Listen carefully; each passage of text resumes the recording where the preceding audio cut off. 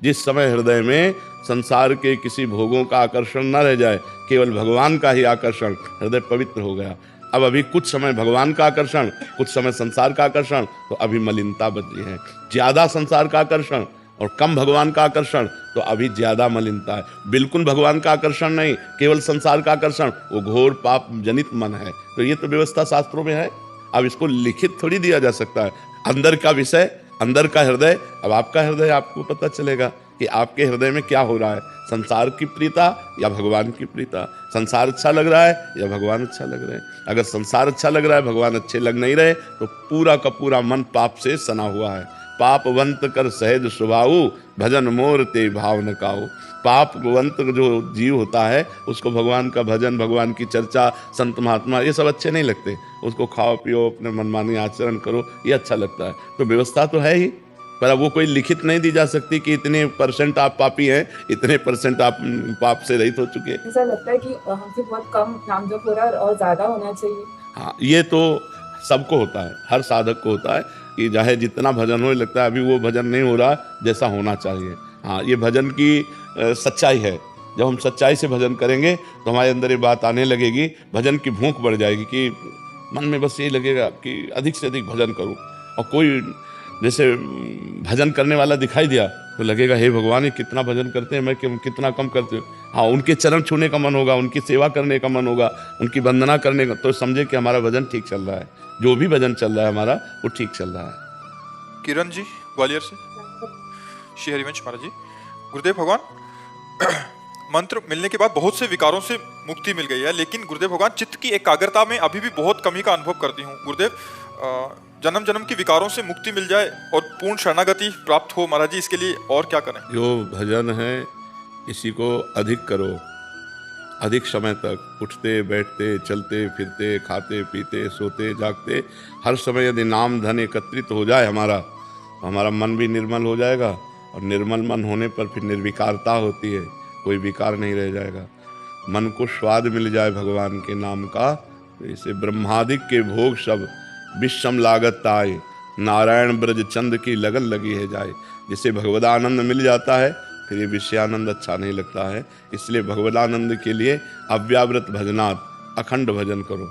जितने आचरण करो वो पवित्र होने चाहिए, कोई गंदी बात नहीं होनी चाहिए जीवन में।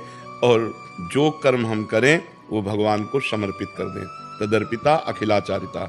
और हर समय भगवान का नाम जप करें, भगवान की लीला कथा सुने, भगवान की सेवा करें। अगर हम ऐसे चलेंगे तो दीर्घ काल तक, ये नहीं कि 2 4 10 दिन में, दीर्घ काल तक ऐसे करने के बाद हम देखेंगे कि हमारा मन प्रभु में लगने लगा है। हम देखेंगे हमें आनंद आ रहा है। हम देखेंगे हमारे अंदर जो पहले विकार थे वो अब विकार कम हो रहे हैं, धीरे धीरे नष्ट हो रहे हैं, हमारी आध्यात्मिक उन्नति हो रही है। पर हमें लगना पड़ेगा। परहेज ये कि कोई गंदी बात ना होने पावे।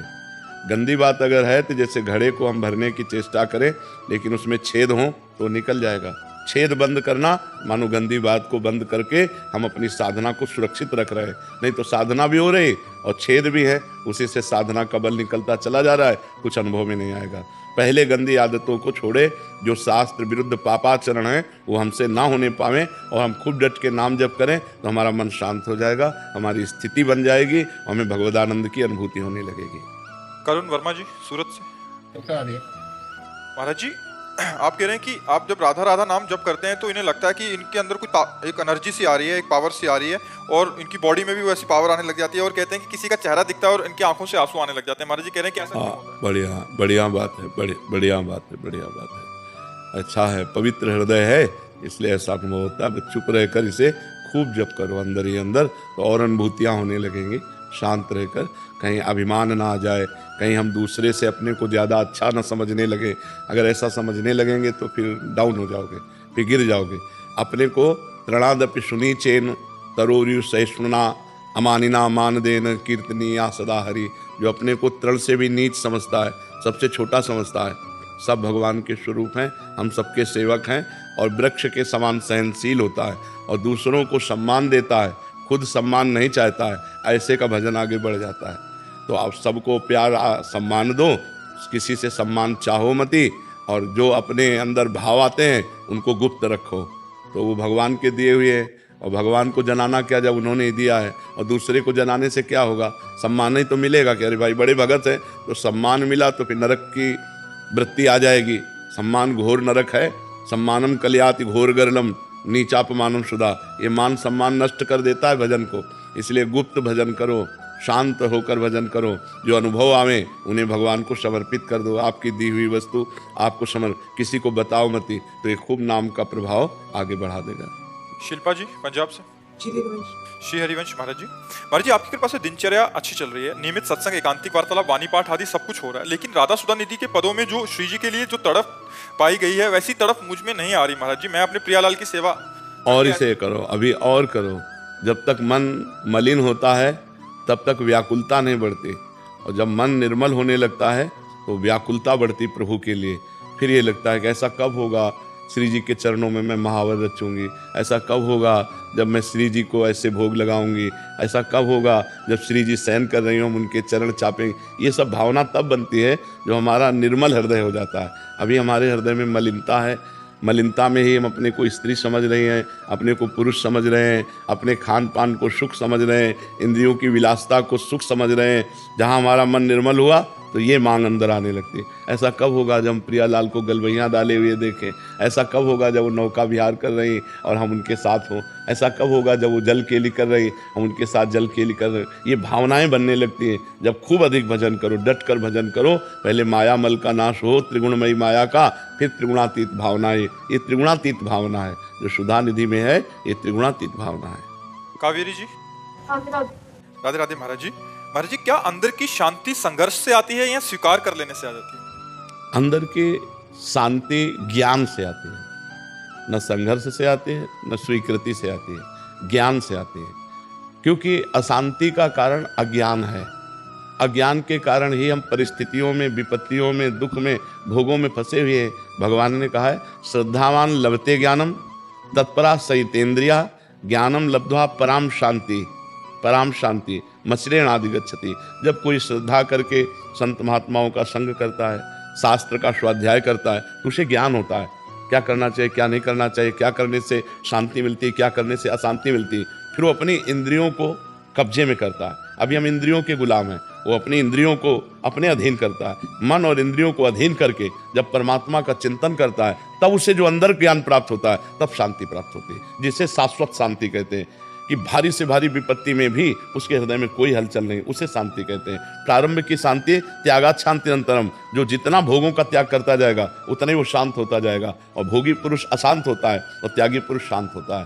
तो अगर हम संघर्ष से कहें तो संघर्ष से नहीं, ज्ञान से प्राप्ति होती है। अब हम स्वीकृति कर रहे हैं कि मैं शांत हूँ, तो इतने मात्र से शांति थोड़ी आ जाएगी, कोई विपत्ति आ जाएगी। अब ये शांत हो, जब हमारे अंदर ज्ञान है कि विपत्ति किसके ऊपर प्रभाव डाल रही है, ये क्यों आई है, इसका कारण क्या है, और उस कारण को जानते हैं कि हमारे ही कर्मों का फल है, तो हम बहुत शांत होकर, निरपेक्ष होकर उसको सह लेते हैं। तब शांति रहेगी जब ज्ञान रहेगा। अगर ज्ञान नहीं तो शांति नहीं रहेगी। काफी बार ऐसा होता है कि ज्ञान होने पे भी वो नहीं हो पाता, इसका क्या कारण है हमारे? वो ज्ञान केवल ऐसी जानकारी, जैसे स्वप्न में हम देखते हैं कि हम जगे हुए हैं और हम कार्यरत हैं, लेकिन हम सोए हुए होते हैं, जगे हुए नहीं होते। उनको ज्ञान नहीं हुआ, केवल वाचिक ज्ञान है। असली ज्ञान जब प्राप्त हो जाए, बताया ना, जो अंदर से भजन करने से ज्ञान आएगा। तभी एक आता है शास्त्रीय ज्ञान, सुनाकर ज्ञान, और एक होता है अंदर का ज्ञान। अंदर का ज्ञान शांति प्रदान करेगा। जो भजन करोगे, इंद्रियों को भोगों से हटाओगे, और जब असली ज्ञान है तो हमें पता है कि फिर वो शांति भंग नहीं होगी। जब तक ब्रह्म ज्ञान नहीं है, भगवत ज्ञान नहीं है, तब तक तो अशांत रहेगा ही जीव। और जो देखो संत महात्माओं को परम शांत, हर परिस्थिति में शांत, बड़ी से बड़ी विपत्तियां फिर भी सब शांत, नहीं तो परेशानियां सबको अशांत कर देती है। अगर हमको वास्तविक ज्ञान है तो बड़ी से बड़ी विपरीत परिस्थिति में भी हम आनंदित रहेंगे, हम अशांत नहीं होंगे, हम शांत रहेंगे। महाराज जी, उस समय साधक तो कटिंग करता है अंदर से, जो आप गुरुजनों के वचन होते हैं, तो महाराज जी सिद्धावस्था में क्या इसका भी भान नहीं रहता? उस भान रहता है, स्थिति नहीं रहती वहाँ। भान तो रहता है, जैसे अब इनके शरीर में घाव है तो हमें दिखाई तो दे रहा है शरीर में घाव, लेकिन पीड़ा इनको हो रही, हमें नहीं हो रही। ऐसे इस शरीर की पीड़ा इस शरीर को हो रही, हमें नहीं हो रही। स्थिति प्रज्ञ में ये स्थिति होती है, और साधक इसे काटता है कि मैं शरीर तो नहीं हूं ना, ये शरीर मेरा घर है, मैं इसमें रहने वाला अविनाशी हूँ। और जो सिद्ध पुरुष होता है वो अपनी स्थिति में होता है, वो भगवान में चित्त को जोड़े होता है। इसके जो कष्ट होते हैं, भान होता है पर उसका दुख नहीं होता।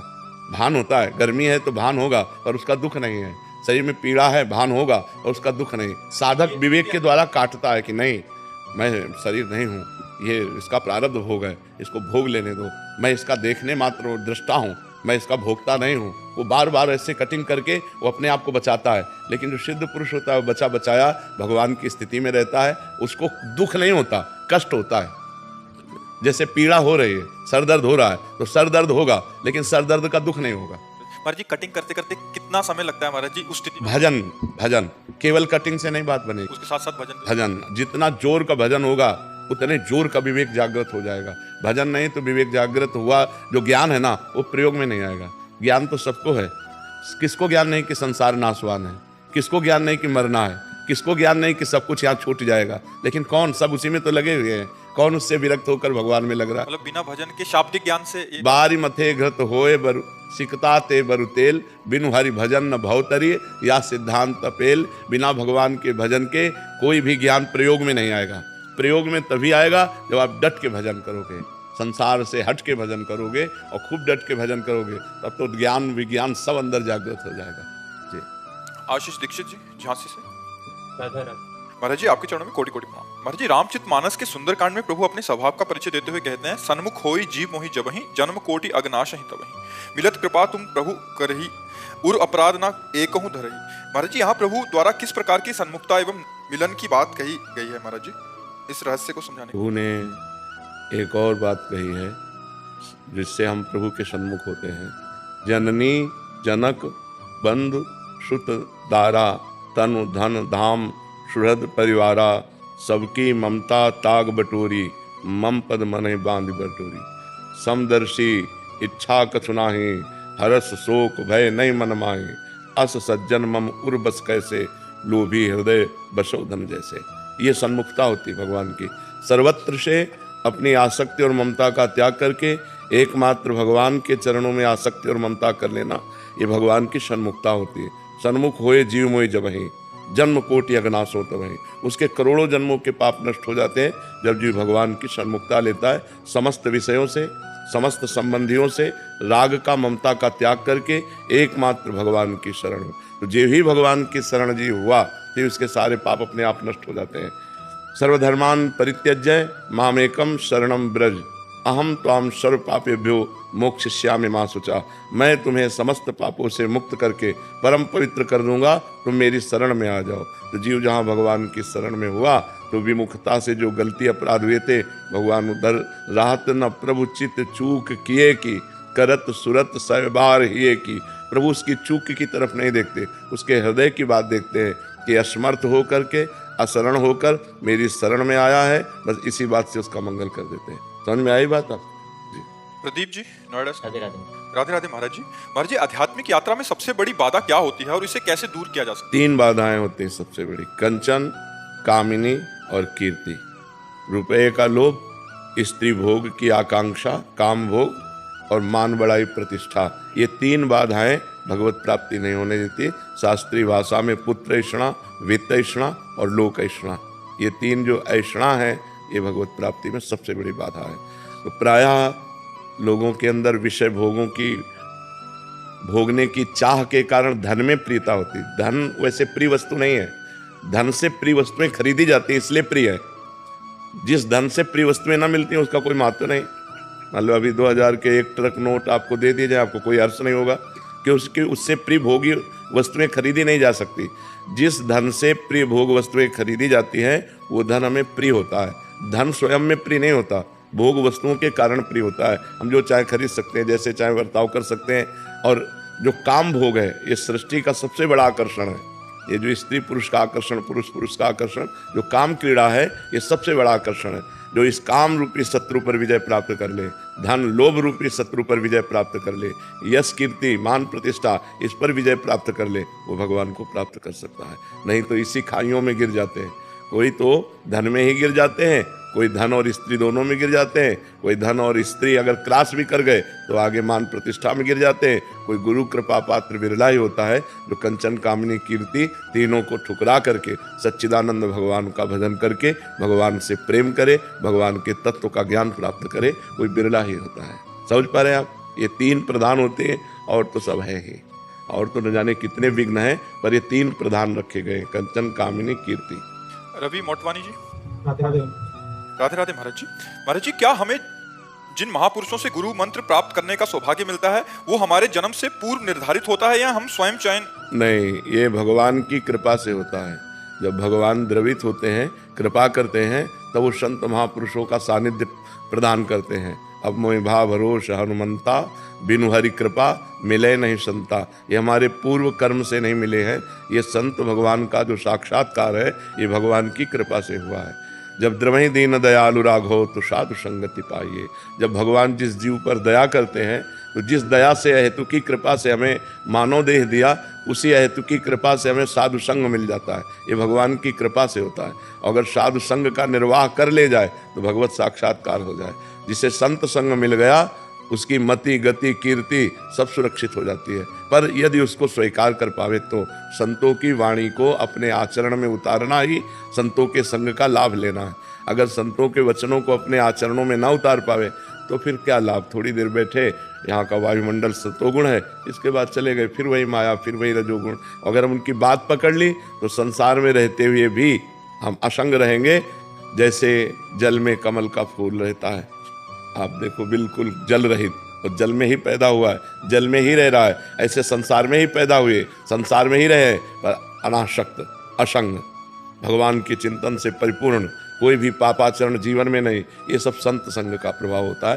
तो जब हरि द्रवित होते हैं तो संत संग देते हैं। ये पूर्व जन्म से निर्धारित नहीं है कि हमको अब इस जन्म में संत संग मिलेगा, नहीं, ये भगवान की कृपा से होता है। डॉक्टर विवेक तांगड़ी जी। श्री राधे महाराज जी।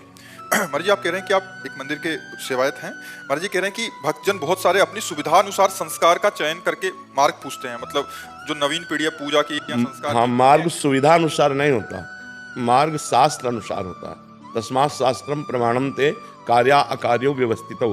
कार्य और अकार्य की व्यवस्था शास्त्र प्रमाणित होती है, रुचि अनुकूल नहीं। रुचि अनुकूल मनमानी तो भोगाचरण होते हैं। जो भगवद आचरण है वो शास्त्र आज्ञा के अनुसार होते हैं, और उसी के अनुसार चलने से हमारा मंगल होगा। हम अपनी सुविधा के अनुसार चलेंगे तो हमारा मंगल। भी अपनी सुविधा अनुसार पूछते हैं तो उनको कौन सा ऐसा ग्रंथ या शास्त्र का उदाहरण दे? सबसे बड़ी बात है कि जो ऋषि मुनि बोले वो तो भगवान की कृपा से बोले। स्वयं भगवान जो बोले वो गीता जी है।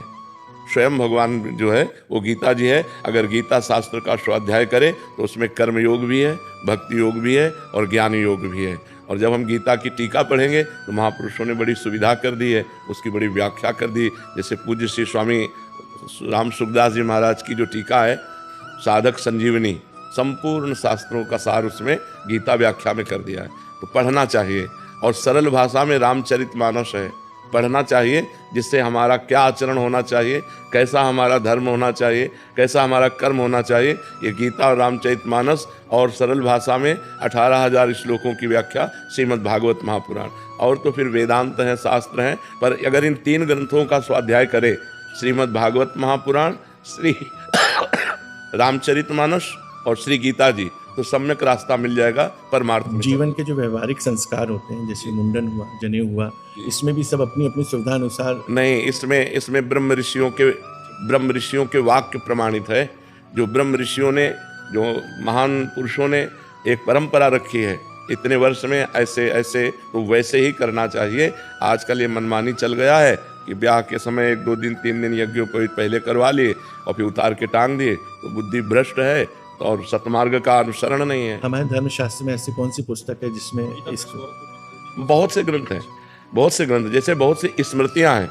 जिन स्मृतियों को, मनु स्मृति, पाराशर स्मृति, इन स्मृतियों में इन छोटी छोटी बातों को बहुत खोल खोल करके कहा गया है। जैसे पाराशर स्मृति है, मनु स्मृति है, और भी शास्त्र हैं। अब जैसे गीता प्रश्न में आप जाइए, आप कह दीजिए यज्ञोपवीत संस्कार के लिए हमको कौन सी वाणी, तो वो खुद अपने आप आपको दे देंगे ये यज्ञोपवीत संस्कार की वाणी है। और सबसे बढ़िया बात यह है कि हमारी पूर्व परंपरा चली आ रही है, उस परंपरा को हम तोड़े ना, तो शास्त्रों के अनुसार ही परंपरा चली आ रही।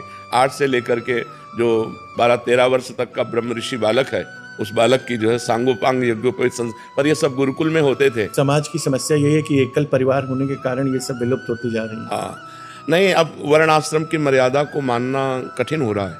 सबसे पहली बात तो ये है कि वर्ण आश्रम की मर्यादा को मानना कठिन हो रहा है, तो फिर शास्त्र का कैसे संयम लागू होगा।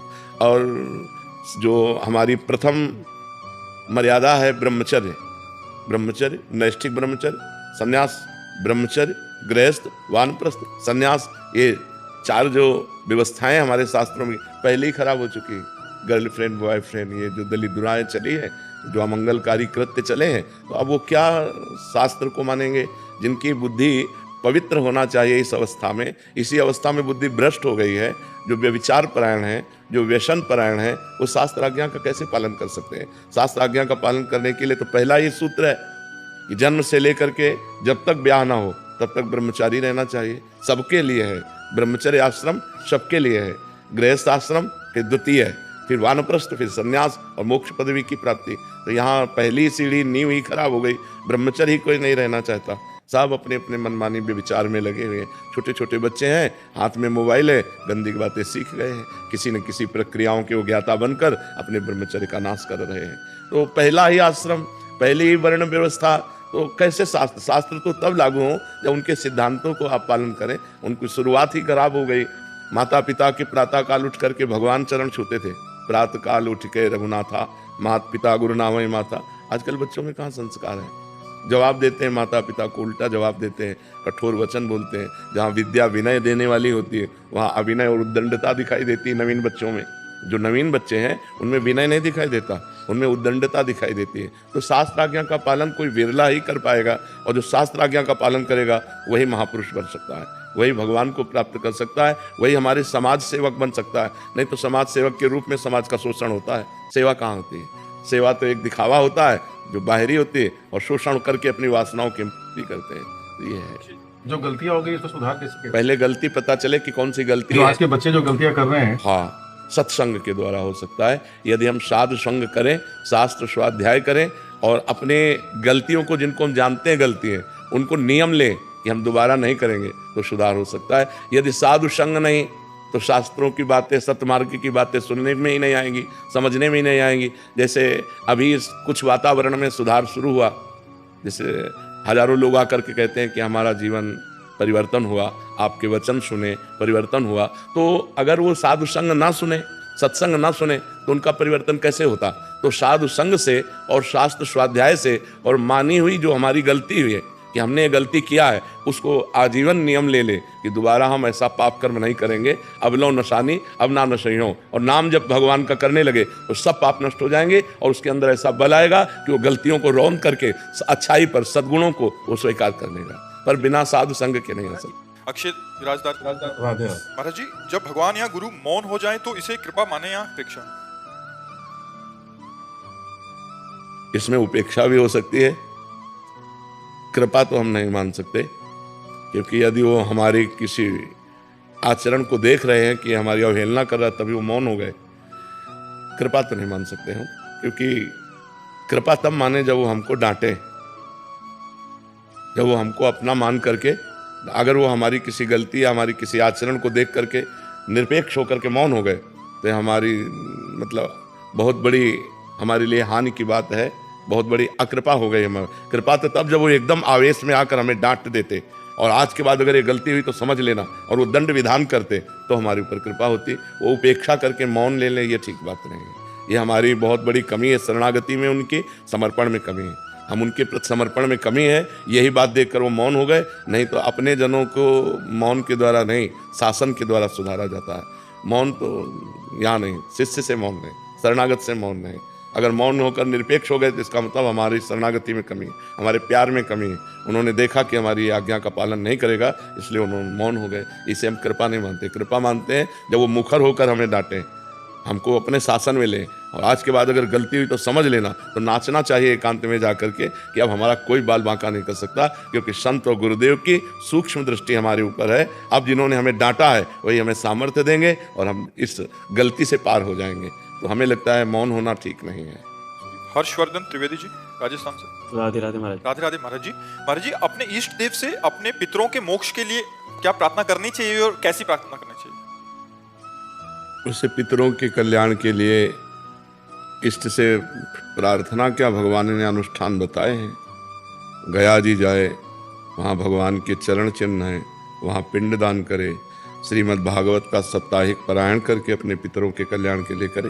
भगवान ने विधान बनाए, पितृपक्ष में श्राद्ध करे, गया जी जाए, श्रीमद् भागवत का अनुष्ठान करे, या भगवान नाम जप करके अपने पितरों को दान करे, या पितरों के निमित्त भंडारा करवावे, संत महात्माओं को भोजन पवाए, गौ सेवा करावे, ये सब सुकृत अपने पितरों को दे तो उससे पितरों का कल्याण हो जाता है।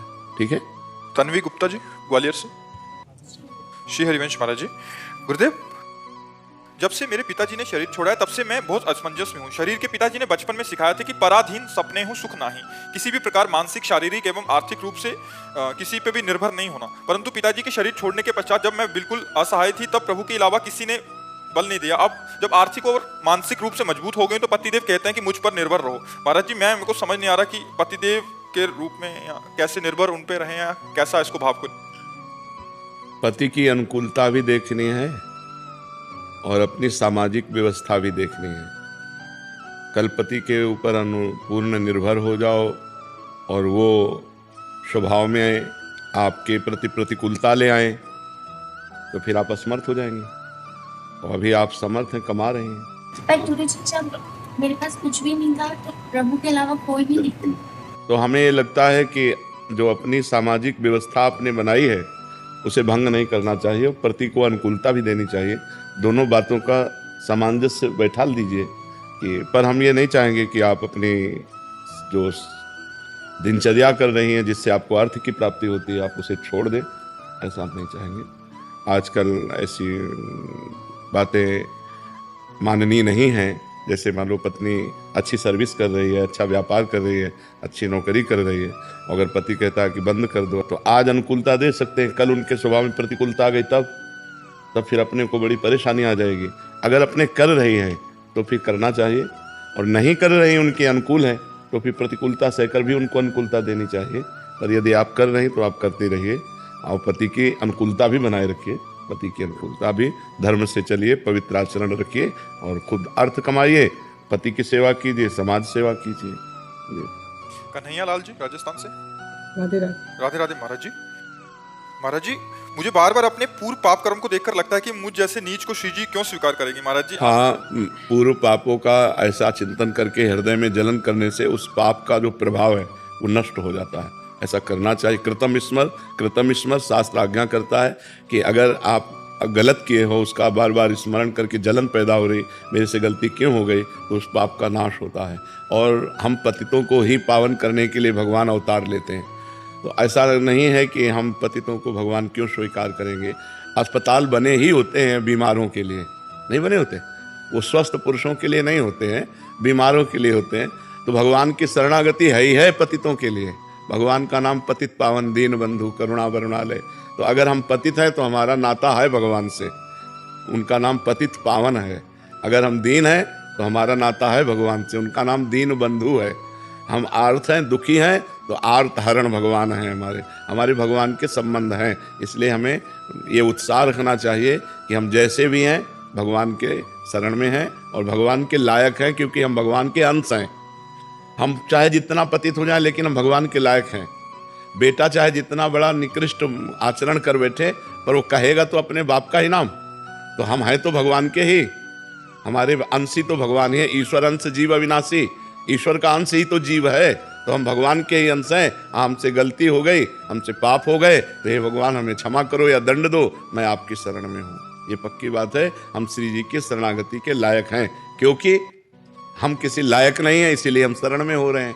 तो ये हमारी शरणागति पक्की स्वीकार करते हैं। चाहे जितना बड़ा दुराचारी हो भगवान की शरण में आ जाए। भगवान कह रहे कोटि विप्र बध लागे जाहू, आए शरण तजहू नहीं ताहू। करोड़ विप्रों के मारने का, ब्रह्म ऋषियों के मारने का पाप हो और मेरी शरण में आ जाए तो मैं उसे त्यागता नहीं। भगवान कह रहे हैं जो नर होई चराचर द्रोही, पूरे विश्व का द्रोह करने वाला हो, आवे सब है शरण तक मोही।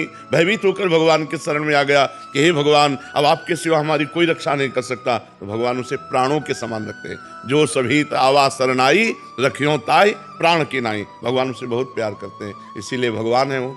इसीलिए भगवान है कि नीच पतित दुराचारी को भी गले लगाते हैं और उसका कल्याण करते हैं। जो पहले पाप करते रहे वो भगवान की शरण में हुए तो महात्मा बन गए, ब्रह्म ऋषि बन गए। जो राम राम नहीं कह पाते थे, मरा मरा कहे, वो ब्रह्म पदवी को प्राप्त कर लिए। यही भगवान की भगवत्ता है, यही भगवान की महिमा है कि हम पतितों को भी वो पावन कर देते हैं, हम दीन जनों को भी वो गले लगाते हैं, हम असमर्थ असहाय को भी वो सहायता करते हैं। हम वो अगर देखें, हमारी तरफ देखें तो हमारा कभी कल्याण ना हो। वो हमारी तरफ ना देखकर अपने स्वभाव की तरफ देखते हैं, अपने प्रभाव की तरफ देखते हैं, तो उसी से हमारा कल्याण हो जाता है। सिद्धि शाह जी अहमदाबाद से। राधे राधे महाराज। राधे राधे महाराज जी। महाराज जी, भक्ति करने बैठे तो कभी वो अपनी जो असफलताएं मिली हैं जीवन में उसका स्मरण करता है, जिसके कारण सही से भक्ति नहीं हो पा रही महाराज जी, भक्ति में मन स्थिर नहीं हो रहा महाराज जी। हाँ, मेहनत करने पर मन को बार बार जब हमारा मन लक्ष्य से हटे, लक्ष्य कहते जैसे हम राधा राधा जपने बैठे, वो बार बार गलत चिंतन करता है या भूत का चिंतन करता है या भविष्य का चिंतन करता है, तो हमको उस चिंतन से हटा के नाम में लगाना होगा। ये अभ्यास करना होगा। अभ्यास योग युक्तेन चेतसा नान्यगामिना। यदि हम बहुत समय तक ऐसा अभ्यास बार बार करें कि जो नाम छोड़कर मन बार बार संसार में जा रहा है उसे बार बार नाम में लगाएं, बार बार नाम में लगाएं, तो ये लगने लगेगा। या जहाँ जहाँ मन जाए वहाँ वहाँ भगवान को देखने की चेष्टा करें कि जब सृष्टि नहीं थी तब भगवान थे, जब सृष्टि नहीं रहेगी तो भगवान रहेंगे, तो बीच में भगवान ही तो हैं।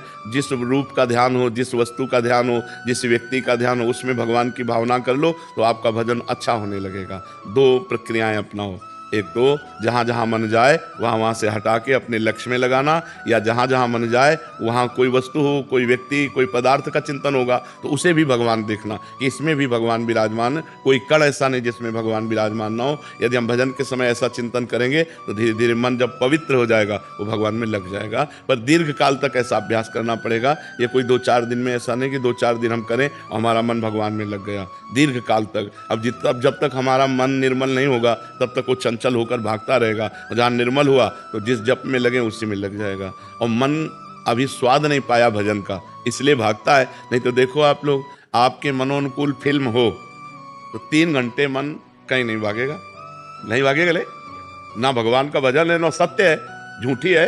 कोई भी फिल्म झूठी तो रची जाती है, पूरी की पूरी 100% झूठी रची जाती है, लेकिन हम पैसा दे करके भी झूठा दृश्य देखने में इतने तन्मय हो जाते हैं कि 3 घंटे कब व्यतीत हो गए पता नहीं चलेगा। मनोनुकूल होना चाहिए। अगर ऐसे ही भगवान में स्वाद मिल जाए, भगवान के नाम में, भगवान के रूप में, तो फिर मन नहीं भागेगा। अभी उसको स्वाद नहीं मिला तो संसार की तरफ भाग रहा है। जहाँ स्वाद मिलेगा तो नहीं, तब तक हमको ये परेशानी करनी है कि बार बार उसको हटा करके ना। ये परेशानी ही है कि अब हम भजन में बैठे, हम शांत होना चाहते हैं, वो अशांत कर रहा है, तो बार बार उसको हटा करके भगवान के नाम में लगाने से वो करत करत अभ्यास के जड़मत होत सुजान, रस्सी आवत जाति सिल पर होत निशान। तो ऐसे ही मन फिर अभ्यास के कारण वो भगवान में लग जाता है। निधि जैन जी गुजरात से। राधे राधे महाराज जी। महाराज जी, मुझे बहुत अधिक नकारात्मक विचार और अधिक डर सताता है, मन अपने नियंत्रण में नहीं रह पाता। ये बहुत खतरनाक डर की हद स्थिति हो है, गई है महाराज जी। ये बहुत खतरनाक स्थिति है। अगर नकारात्मक सोच बनी रही तो डिप्रेशन में पहुंचा सकती है और परेशानियां पैदा कर सकती है। जब यही सोच ज़्यादा बढ़ जाती है तो शरीर के नाश की भी सलाह देने लगती है। नकारात्मक सोच बहुत ख़राब चीज़ है। ये पाप से आती है। जब हमारे से कोई पाप बन जाता है इस जन्म में या पूर्व जन्म में, वो जब सवार होता है तो देखो, चाहे जितनी विपरीत परिस्थिति हो, अगर सकारात्मक भाव है तो हम उसमें भी आनंदित रहते हैं। भगवान की कृपा है। आज आई है परिस्थिति, बदल जाएगी। जैसे दिन नहीं रहा, रात आई, ऐसे रात नहीं रहेगी, दिन आएगा। ऐसे सुख और दुख हैं, दुख आया है तो सुख आ जाएगा, सुख है तो फूलो मती, दुख आने वाला है। एक क्रम है इसका। तो हमें चाहिए कि नकारात्मक सोच को हम नष्ट कर दें भजन बल के द्वारा। हम खूब नाम जप करें और अपनी नकारात्मक सोच को छोड़ें। और भय करने की जरूरत नहीं, सर्वत्र भगवान है। जब जिसको जहाँ मरना है, आप ना आवे आप पर ताई तहाँ ले जाए, वो वहीं जाएगा। वैसी घटना घटेगी, वैसी परिस्थिति बन जाएगी। एक बार मरना है, 100 बार मरना नहीं। तो ना मरने का डर होना चाहिए, ना और कोई भय होना चाहिए।